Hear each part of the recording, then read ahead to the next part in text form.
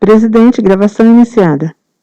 Obrigada, Ana Tereza. Conselheiros e quem está nos assistindo também, vamos continuar a sessão do dia 6 de abril, na parte da manhã, pelo item 20 da pauta agora, de relatoria do conselheiro Fernando, recorrente Fazenda Nacional, interessado Francisco Marinho de Assis Pereira. Então, conselheiro Fernando, quando o senhor estiver pronto, o senhor está com a palavra.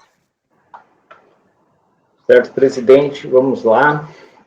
Processo muito parecido com o processo relatado agora pela conselheira Ideli, inclusive...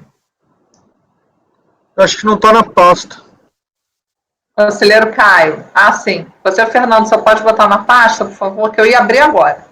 Presidente, eu já tinha colocado, pelo menos ele tinha aparecido aqui para mim, tá? Só um minutinho. Deixa eu só confirmar, então, que eu não abri ainda. Estava me programando aqui.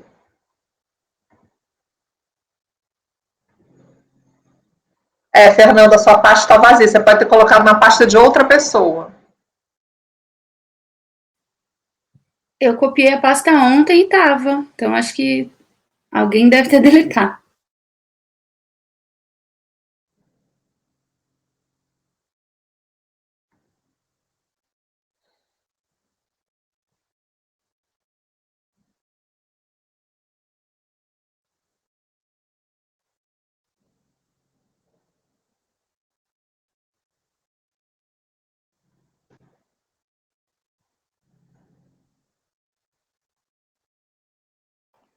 Presidente, eu já dei o comando aqui, é que realmente está um pouquinho lento o acesso à pasta T, talvez só para mim.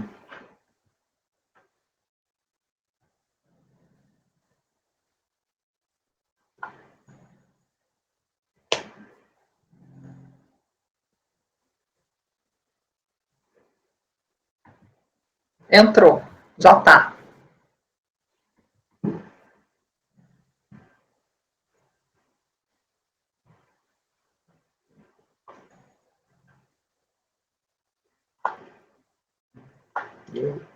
Agora os conselheiros, na hora que me disserem que estão com acesso, aí eu começo. Né?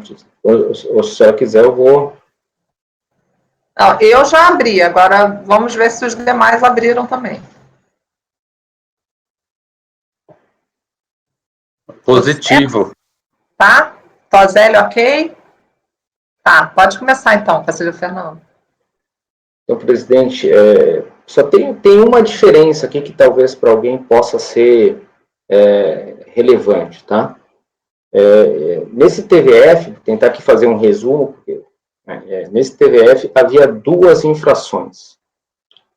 Uma de omissão direta, de omissão de receitas, então que era a diferença entre o valor escriturado na contabilidade e oferecido à tributação, e uma segunda infração que era de depósito bancário. Tá? Então, foi lançado com multa de 150%. A justificativa da fiscalização era que as receitas totais eram superiores a 7 milhões de reais e o contribuinte tinha declarado pouco mais de 3% desse valor aí, em torno de, então, de 250 mil para o período. Era isso. Né? O acórdão recorrido foi relatado pelo conselheiro Luiz Fabiano, né? Está subindo aqui a sua multa de ofício. E o que eu chamo a atenção para vocês é que talvez por uma técnica que o auditor utilizou, no TVF ele destaca as duas infrações. Quando ele fez o auto de infração lá no Safira, que a gente está acostumado, ele somou as duas receitas, ele fez uma tabela dizendo receita escriturada, omissão de receita, depósito bancário, menos receita declarada, e lançou uma infração só. O que aconteceu? Isso acabou vindo, a DRJ utiliza mais a mesma fundamentação do auto de infração. Olha, você teve X de receita total e só declarou 3% e manteve a multa. Quando foi julgado na turma ordinária, eu estou ali na folha 6, né? Se vocês pegarem, ele cita artigo súmula 14, súmula 25, tá ali bem claro, e ele diz, Trata-se de clássica situação de omissão de receita decorrente de presunção originada no fato de que o contribuinte não logrou êxito em justificar sua movimentação bancária. A legislação tributária prevê... Então, assim, o julgamento foi feito como se houvesse a infração de presunção legal. Tá? A PFN não embargou, o contribuinte não embargou, tá? E subiu, né? A PFN recorre exatamente com os dois paradigmas citados pela conselheira Edeli, analisados pela conselheira Edeli no processo anterior. Tá? Exatamente o 101, 96668 e o 101, 96757. Né? São os dois. Tá?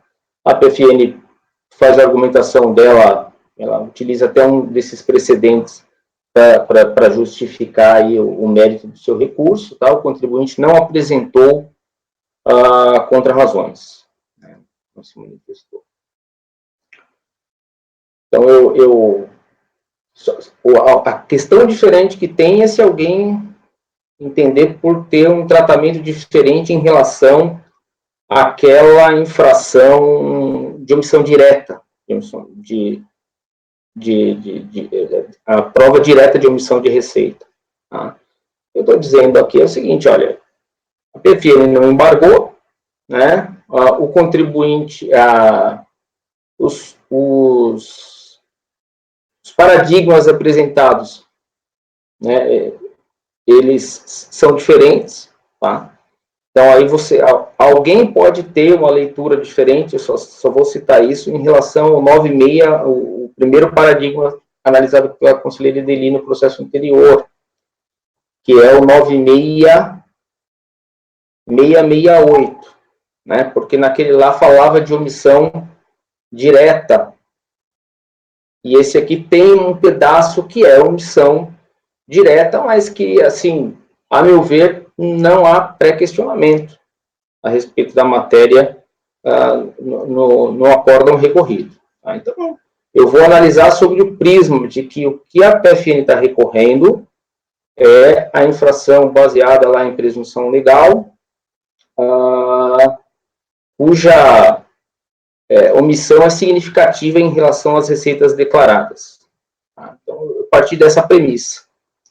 E aí, vocês podem olhar, em homenagem ao conselheiro Caio, e até para esclarecer, eu cito que a PFN não faz nenhuma movimentação no sentido de falar de superar a súmula, tá? É só o fundamento dela, que é, digamos assim, a ratio decidendi da súmula, mas ela não cita expressamente. Os dois precedentes nesse caso, os dois paradigmas nesse caso, são anteriores àquela data lá que foi aprovada a súmula 25, tá? Então, só para a gente se situar. Então, na mesma linha de raciocínio que eu tive no processo anterior, relatoria da conselheira Edeli, eu estou afastando, então, o primeiro paradigma, o 101, 96668, por se tratar lá de omissão direta, outra circunstância, tá, que não foi analisado no recorrido, e afasto o 101, 96757, em razão ali da comparação ter sido feita com base movimentação financeira do contribuinte versus valor escriturado, tá? Que realmente não tem outros elementos que se extraia desse paradigma para eu avançar. Nesse ponto, eu estou não conhecendo do recurso, tá? Eu acho que eu já posso seguir, né, presidente? Posso seguir no meu voto de mérito? Porque, assim, me parece que vai ser a mesma coisa do 17. Então, se quiser... Pode continuar, mas depois a gente volta tudo junto. Certo.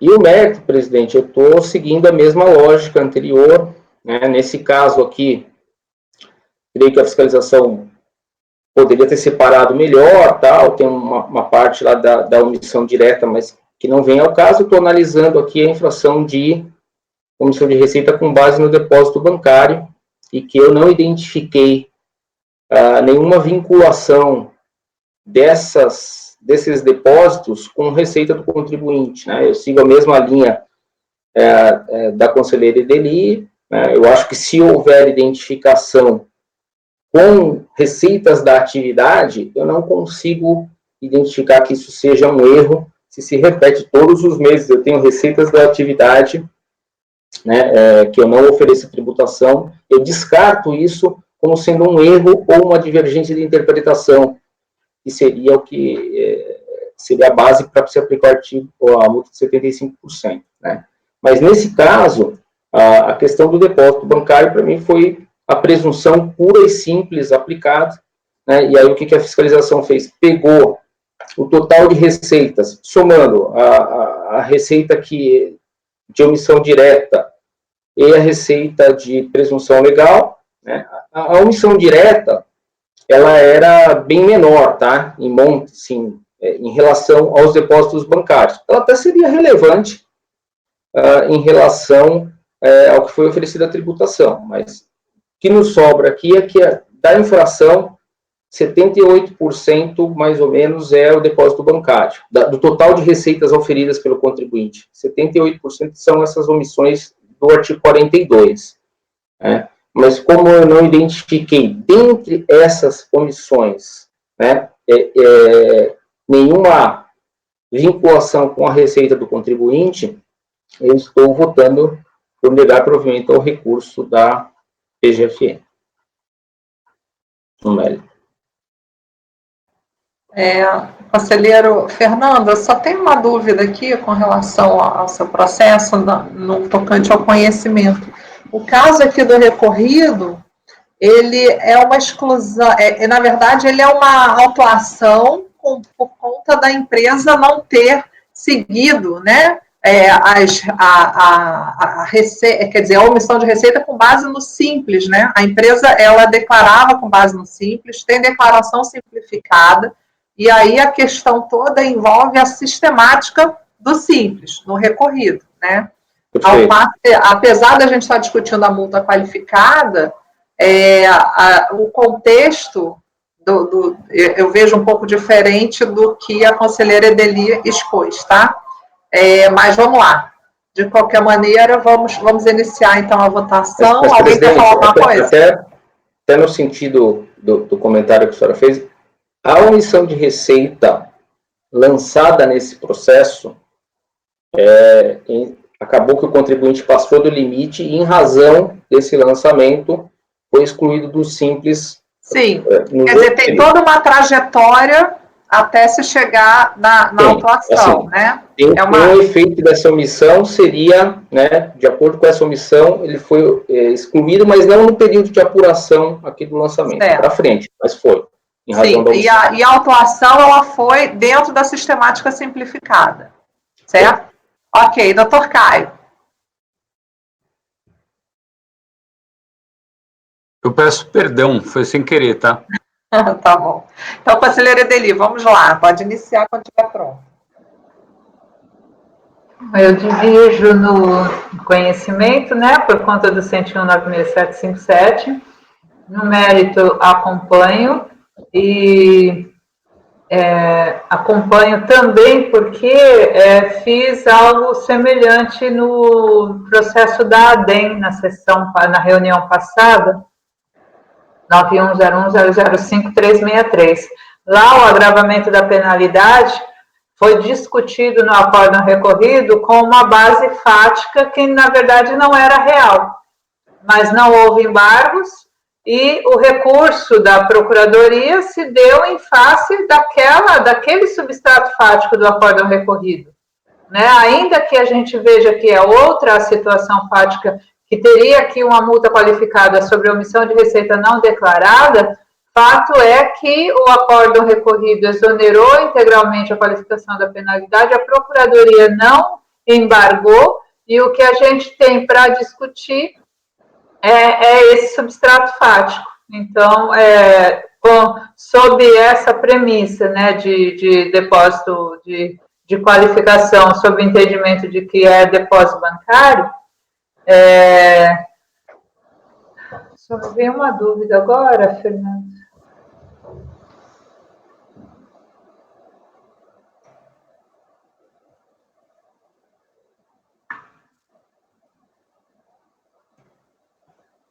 Sobre esse ponto, tá, dele, se olhar no meu voto, eu destaquei os 2 pontos porque ele separou.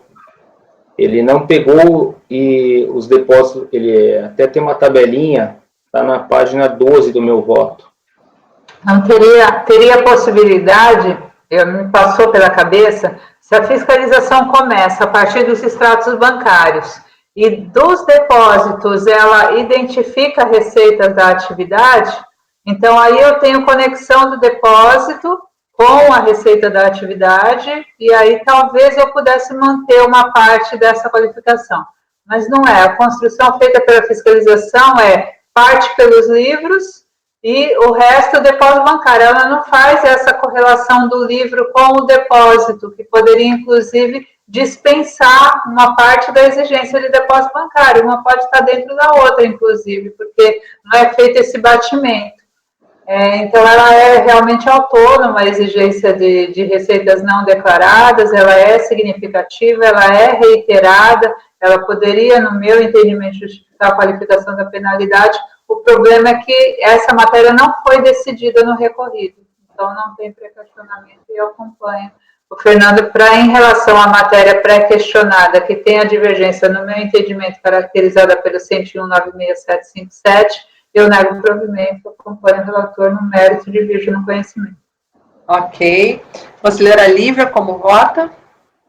Divirjo no conhecimento nos mesmos termos da doutora Edeli, e no mérito eu acompanho pelas conclusões mesmos termos do voto da APK, né, que a gente acabou de votar, a questão de não ser o fato de serem receitas da atividade. Eu até concordo com a afirmação de que o fato de serem receitas da atividade permite descartar a hipótese de erro, acho que isso sim, mas daí eu falo, tá bom, não foi erro, mas foi dolo, é muito, sabe, eu acho que tem que ter um passo a mais. Tá bom, não foi erro, mas para ser dolo precisa ter uma fraude, eu considero a fraude no sentido penal, inclusive, sei que não é a maioria do colegiado, mas entre não foi erro e foi intencionalmente um ilícito, tem um passo que a fiscalização precisa dar. Então, por isso que eu acompanho o relator pelas conclusões no mérito. Ok. Conselheira Edeli, a senhora votou pelas conclusões no mérito ou acompanhou o relator? Só para eu anotar aqui que eu me perdi. Bem, eu até poderia fazer uma declaração de voto para comparar. Pode ser pelas... Não vou votar pelas conclusões, não. Concordo com o Fernando. Eu teria alguns acréscimos, posso fazer declaração de voto, mas... Edeli, eu concordo com absolutamente tudo que você disse. Também acho que é porque não foi pré-questionado, porque se a fiscalização tivesse pego essa primeira infração e dito separado a 150 e o acórdão recorrido tivesse reduzido, com certeza... Em relação a essa, eu também me manifestaria de maneira diferente. Ou se a fiscalização tivesse lançado uma infração só e dito, ó, tá vendo, essa parte das receitas aqui tem correlação, mas não foi, com a atividade, mas não foi isso que foi feito. Eu só queria, de repente, tá, presidente, fazer uma proposta aqui, e aí vai muito do Matosinho e talvez do Caio. Eu estou vendo que eu vou ser vencido no conhecimento, tá? Se o Matosinho e o Caio não se preocuparem com isso, eu posso colocar que a gente tinha a nossa ressalva pessoal, mas quando a gente foi vencido no julgamento anterior, né, eu vou adotar, assim a gente evita de alguém ter que fazer o voto vencedor. Aí eu voto por conhecer e falo que eu estou aplicando, me curvando ao entendimento do julgamento do item anterior, cito o voto da conselheira. Só está conhecendo. Só está conhecendo. Eu conheço. Vamos dar o voto no conhecimento. Não se, eu faço essa menção, que a gente está adotando... Então, só vai conhecer ou não vai conhecer? Vou conhecer. Vai conhecer, tá. Então, conhecido. Então, Edeli acompanhou, Lívia acompanhou aí no mérito pelas conclusões, Conselheiro Toselli, como o senhor vota? Bom, tendo em vista a mudança do conhecimento, eu abro divergência para não conhecer, e no mérito acompanho pelas conclusões. Ok. Conselheiro Matosinho. Eu também acho que é a casa de não conhecimento. Então, eu mantenho a posição. Acho que se o relator ele tem essa liberdade até de se curvar ao entendimento colegiado, independente da nossa posição, mas eu entendo que é não conhecimento. No mérito, eu votaria pelas conclusões do relator. Só vota com o relator. Vota com o relator no mérito, sem ressalva, né? Tá, então, ok.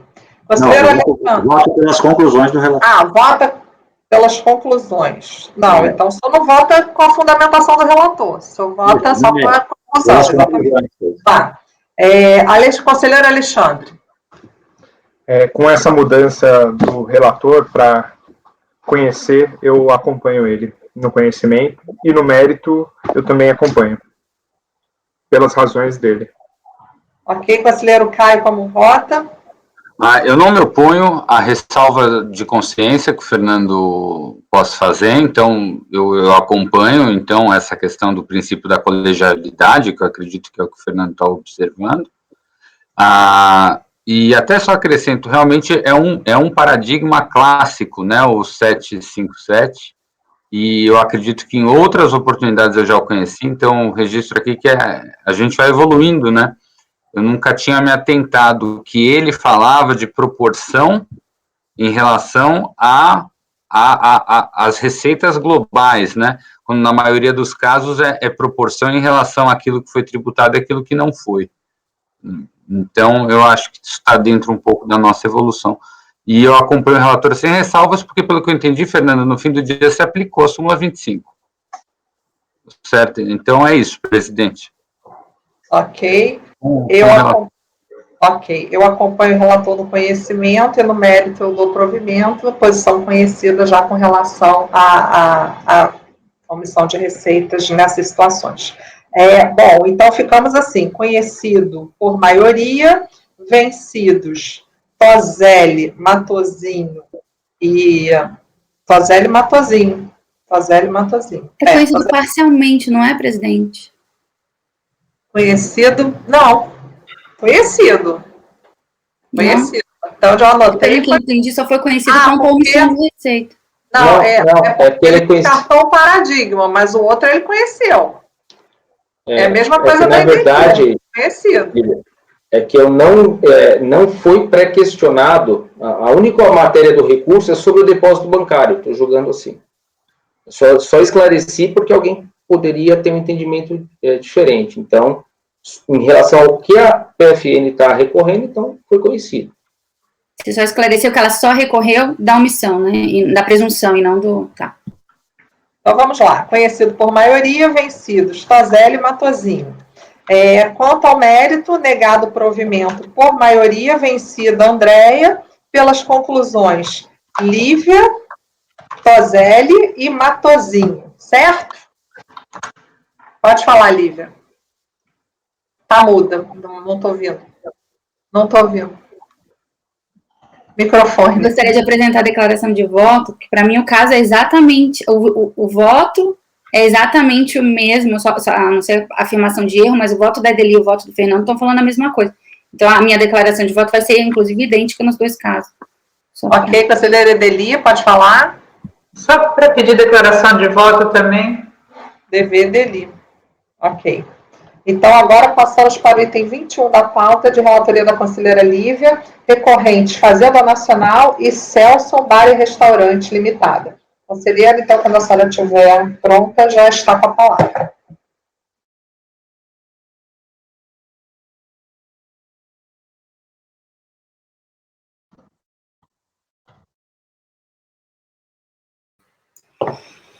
Bom. É um recurso especial da Fazenda E do sujeito passivo em face do acórdão 102.00353 de 2010.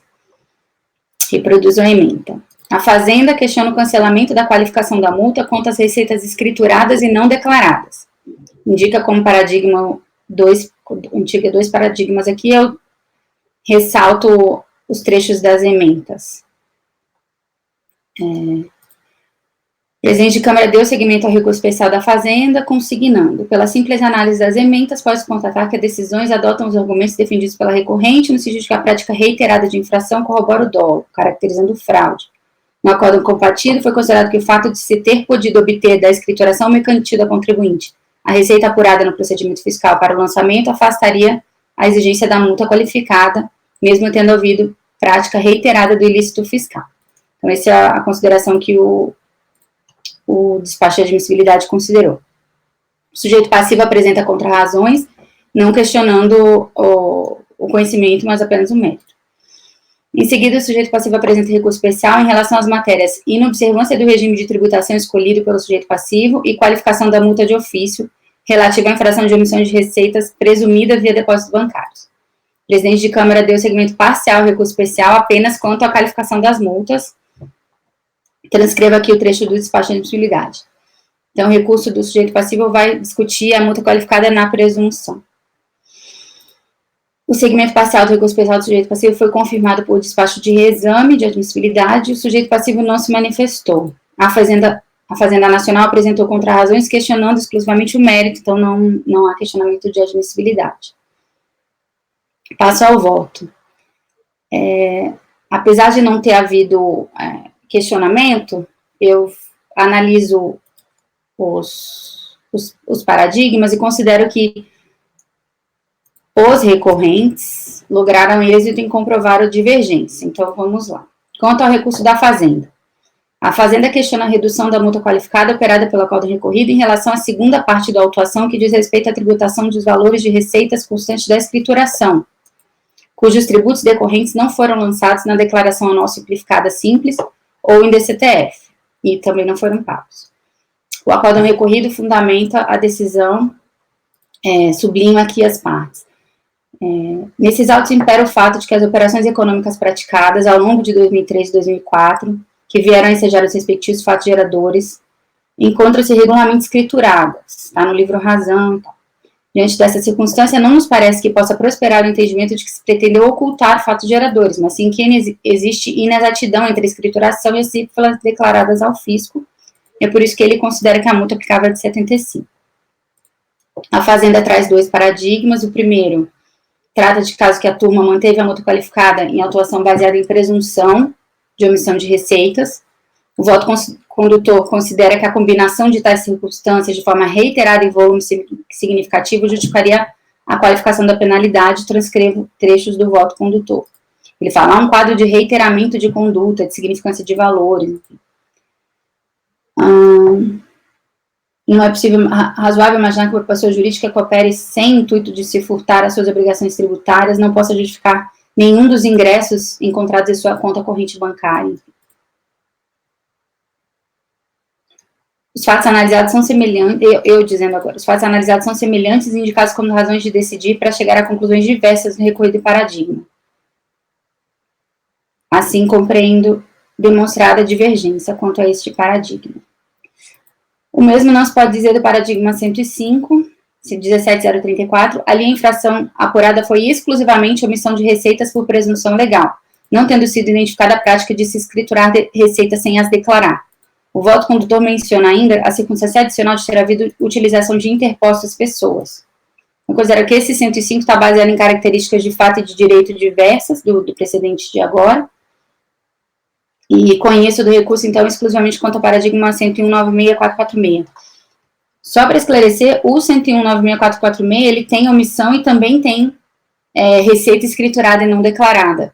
Tá? Agora, lendo, parece que eu deixei de ler exatamente essa parte, e seria uma circunstância fática que pareceria divergente do caso, né? Mas não é. Ele tem receita escriturada e não declarada, e o voto considera, não é possível que ele tenha sido equivocado e não declarar receitas de atividade escrituradas ao longo de 2 períodos de apuração seguidos. Então, considero caracterizada a divergência com relação a esse paradigma. Do recurso do sujeito passivo. Então, o sujeito passivo vai decidir multa qualificada com relação à infração de omissão de receitas. O voto condutor do acordo recorrido justificou a qualificação da multa na própria omissão. pelo que eu entendi. Transcrevo aqui o trecho do voto. No caso, eu leio só a parte final, né? A conduta fraudulenta só se caracteriza como omissão das primeiras. No caso dos autos, foi apurada a existência de depósitos bancários não levados a registros na escrita mercantil ou no livro caixa, caracterizando dessa forma a conduta fraudulenta. Então, essa é a conclusão do recorrido. O precedente indicado no paradigma, por sua vez, também tratou de presunção legal de omissão de receitas e conclui pela exclusão da qualificação da multa por entender que, no caso de fraude, dolo ou simulação, a imputação de penalidades pelo fisco necessita que essas ocorrências sejam provadas, independentemente da apuração da infração fiscal, sendo incabível como meio de prova para a imposição da multa agravada a utilização de presunções, índices e ficções. Considero caracterizada, então, a divergência. Então, na parte que o despacho de admissibilidade deu seguimento ao recurso especial do sujeito passível, eu também dou. Não sei se votamos a admissibilidade antes ou se... eu acho que a gente pode votar tudo, conselheira Lívia, e depois a gente retorna, tá? A gente está dando certo. Então, eu tratei o mérito como uma coisa só, porque, na verdade, é a multa qualificada, a questão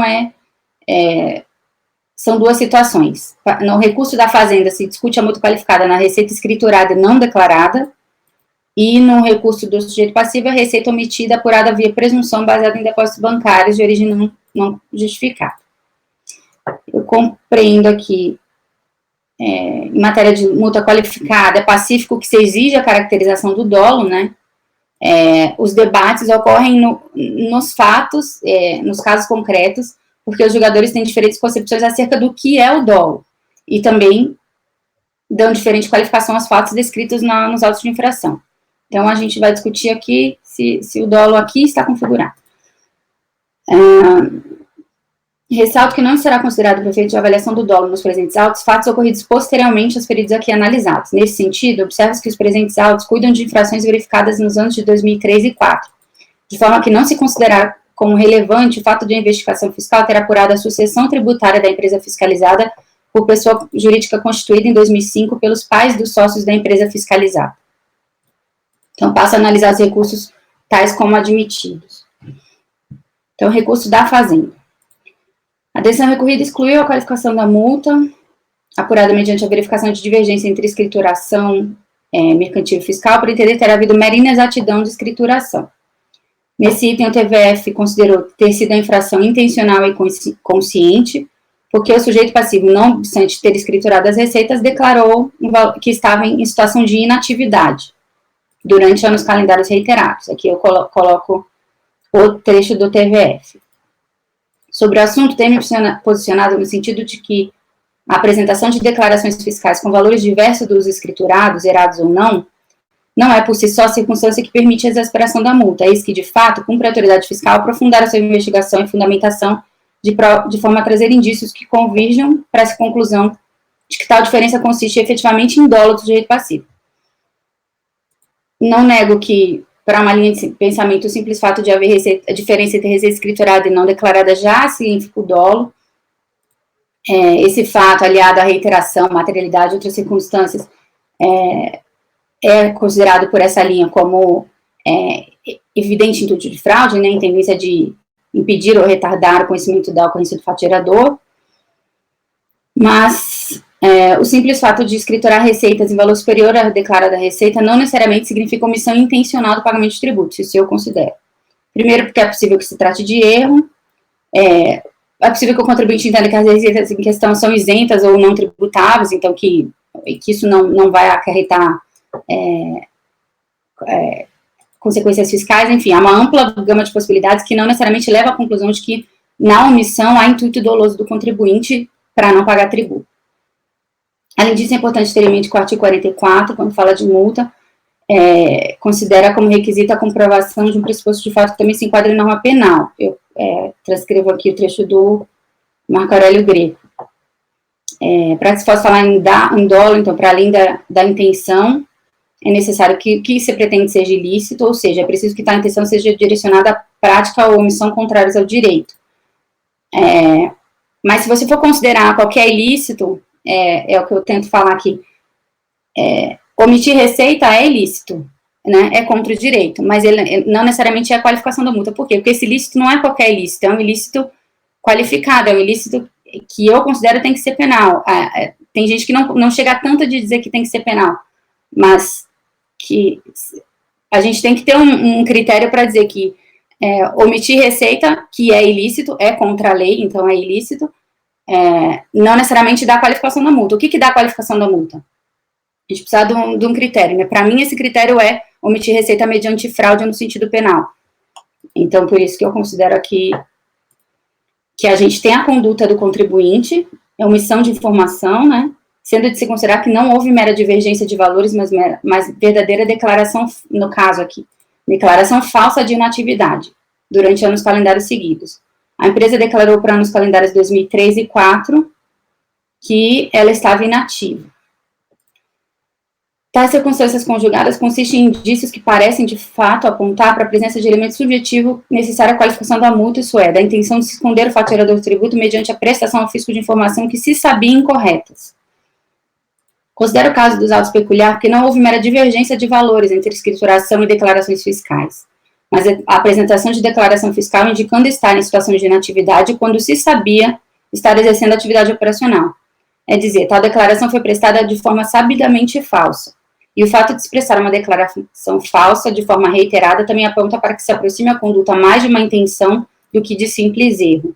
Então, nesse caso especificamente, porque ele apresentou uma declaração que ele sabia falsa, porque ele tinha operação, e ele diz que estava em situação de inatividade, o falso é, para mim, um ilícito penal. Então, eu considero que não é caso de simples declaração inexata, mas declaração falsa.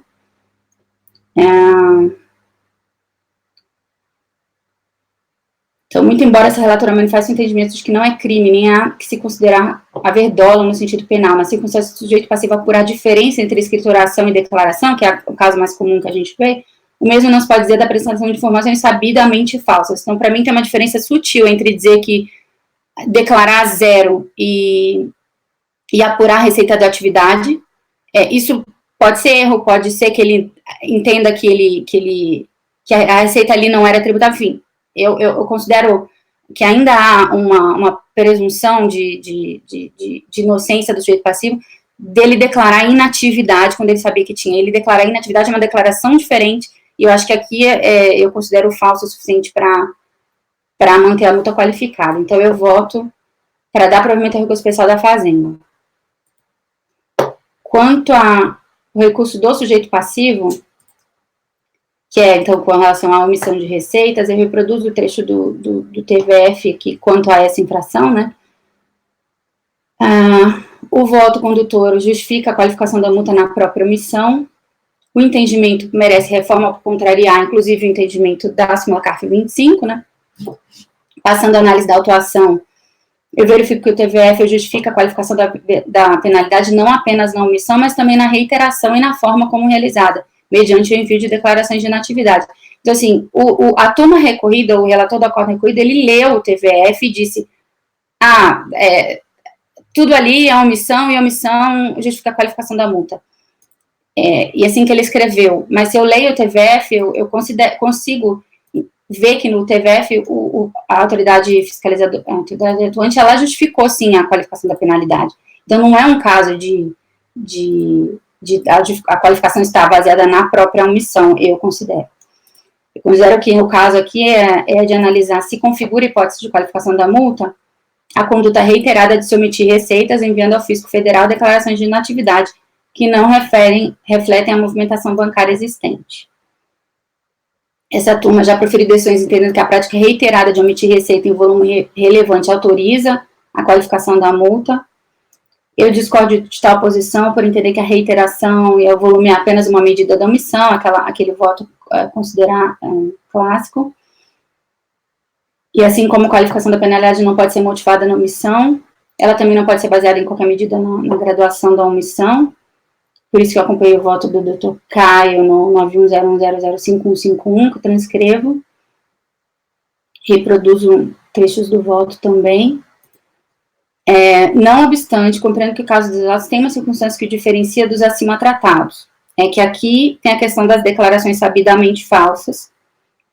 O sujeito passivo não apenas apresentou ao fisco federal declarações inexatas, mas declarações que ele sabia serem falsas, e que, muito embora estivesse exercendo atividade desde 98, passou a apresentar declarações indicando inatividade a partir de 2003. Então, é um quadro clássico de que ele vai tentando diluir para se eximir de pagar tributo, provavelmente fechou a empresa depois, a gente conhece a prática, né? Então, eu também, na mesma linha do voto acima, e considerando que a exasperação da penalidade aqui não está justificada apenas em uma graduação de omissão, mas um próprio meio utilizado para a prática de omissão, que envolveu a prática intencional de falsidade documental e, portanto, de um ilícito, eu considero que nos autos está caracterizada a hipótese de qualificação da multa e oriento meu voto para negar provimento recurso especial do sujeito passivo. Então, conheço dos recursos, dou provimento à fazenda e nego provimento ao recurso do sujeito passivo. Ok, conselheira Lívia, conselheira Edeli, está pronta para votar?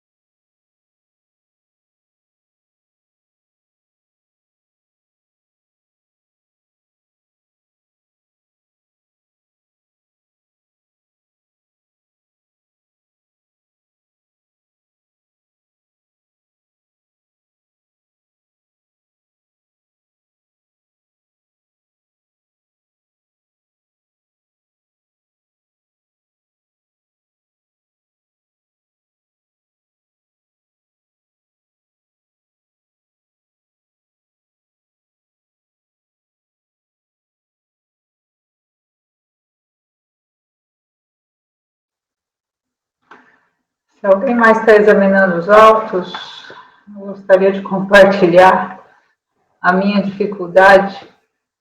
Aparentemente, a autuação teve em conta só a receita da atividade. Existe uma diferença demonstrada aqui na folha 374. Ele totaliza os bancos, compara com o que seria razão, livro razão, e tem uma diferença.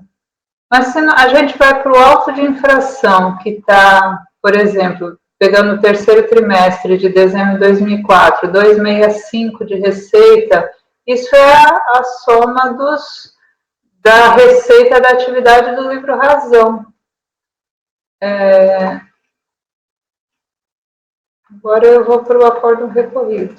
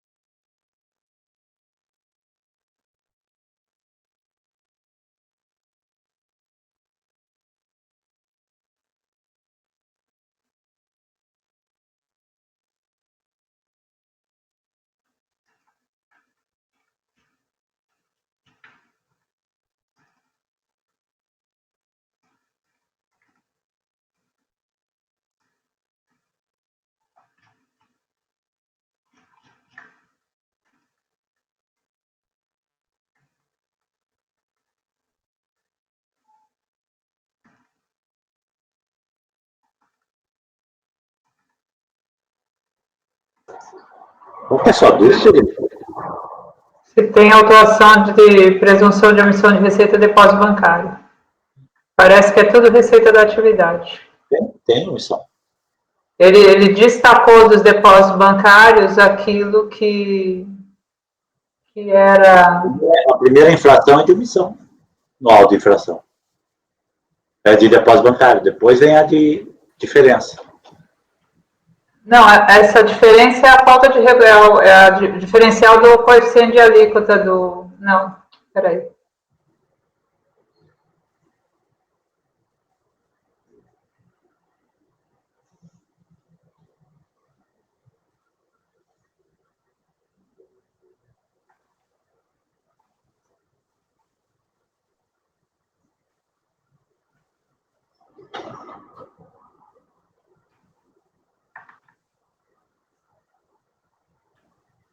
É isso tudo porque eu quero saber se ele correlaciona o depósito com receita da atividade. Então, eu quero saber o que ele autuou, né? Ele fala em algumas passagens de, por exemplo, recebimento de cartão de crédito que indicavam que era uma receita da atividade. Ele tem menções nesse sentido. Essa passagem que me deixou dúvida. Eu fui ver essas planilhas que ele menciona, que está lá na página 300 e pouco, é quando ele pega os depósitos bancários e seleciona ali tudo que é depósito em dinheiro e recebido de cartão de crédito, e é o que ele poderia ter atribuído como receita de atividade. Aí, quando a gente vem para cá, para o demonstrativo de base de cálculo, para o auto de infração, a gente tem como infração de falta de recolhimento e insuficiência de recolhimento de declaração parcelas muito pequenininhas. E a parte significativa, né, está aqui na infração 1. E esses valores que estão indicados aqui, se a gente pega, por exemplo, o último trimestre de dezembro de 2004, 77.000, 84.100, 3.000, eles não estão diretamente evidenciados aqui nessa planilha da folha 374, que é o confronto que ele faz de movimentação financeira com razão. 77.84.103. Então, presidente, deixa em vista de mesa, porque eu consegui entender o que foi que aconteceu aqui. Talvez tenha alguma outra planilha de reformulação em virtude de justificativas do contribuinte. Vista em mesa para a conselheira Edeli. Ok. Ana Tereza, encerramos aqui a parte da manhã. Pode encerrar a gravação. Ok, presidente, gravação encerrada.